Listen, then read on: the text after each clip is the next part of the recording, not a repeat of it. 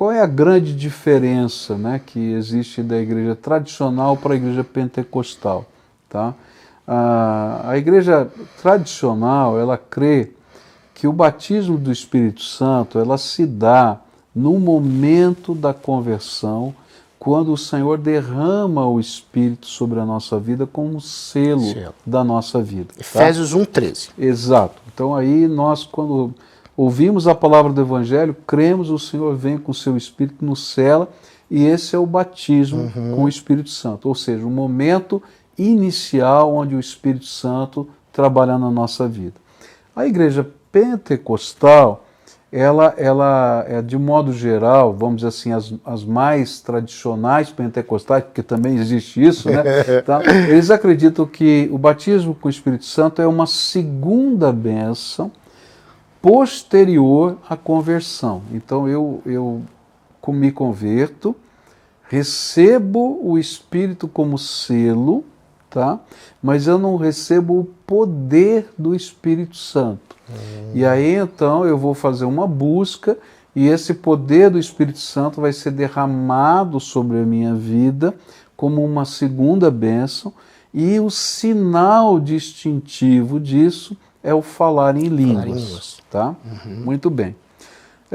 Durante muito tempo a conversa entre essas duas linhas era muito difícil, porque a igreja tradicional adotou, se não me engano, lá pelos idos de 1930, um concílio mundial que houve, tá? A posição de que os dons do Espírito Santo cessaram e que o único dom vigente era a palavra de Deus, que substituía todos os dons do Espírito. Bom, havia um problema teológico ali, porque ao mesmo tempo que eles diziam que todos os dons cessaram, eles acreditavam, como Calvino, naquilo que era chamado dos dons de ministério. Ministério, Efésios 4. Isso, né? Lá. Uns para apóstolos, outros profetas, outros isso, aquilo, lá. Diz assim, não, existem os dons de ministério, mas os dons extraordinários pararam. Então, como é que foi? Pararam, não pararam? Então ficou uma dicotomia ali. E a briga ficou maior. E ficou ainda mais intensa, porque eles tinham que dizer o que estava acontecendo no movimento pentecostal. Tá? E aí, nesse concílio de 1930, não me lembro qual foi o concílio, eles disseram, não, tudo que está acontecendo de manifestações na igreja pentecostal vem do diabo. Aí virou uma confusão.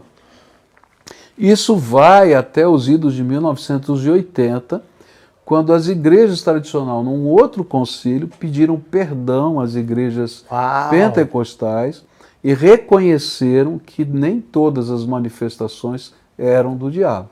Tá? Nem todas? Nem todas, porque de fato existem algumas que são. Sim, com certeza. Tá? Que são falsificações demoníacas. Isso a Bíblia também fala a respeito disso. Tá? Então, aí a aproximação entre esses dois movimentos pôde acontecer.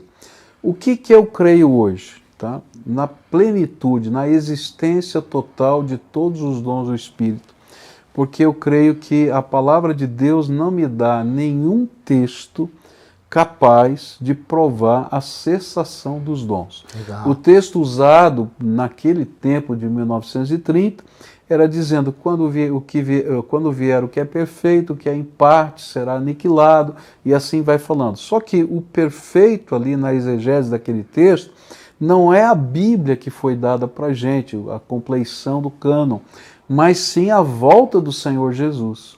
Ali o perfeito é a segunda vinda de Cristo. Então eu creio que o batismo se dá quando o Espírito Santo entra, tá?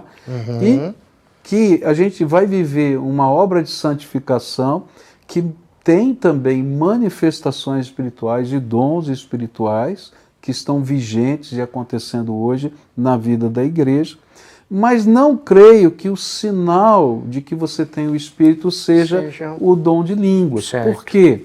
Porque esse também foi o problema da igreja de Corinto, onde Paulo vai dizer, olha, não é isso, procure os melhores dons, existem outros dons, e o corpo não é feito só de uma parte, tem outras coisas.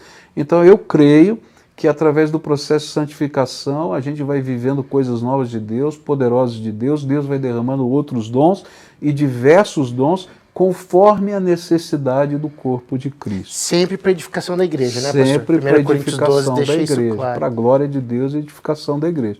Então essa é a visão que hoje tem e que muitos pastores de linha tradicional acreditam. Ainda existem algumas igrejas de linha tradicional que pensam como aqueles lá de 1930, tá? Que cessou, que isso aí é obra do diabo e tal, etc. Mas eu não consigo crer à luz das Escrituras nessa vertente mais antiga do tradicionalismo.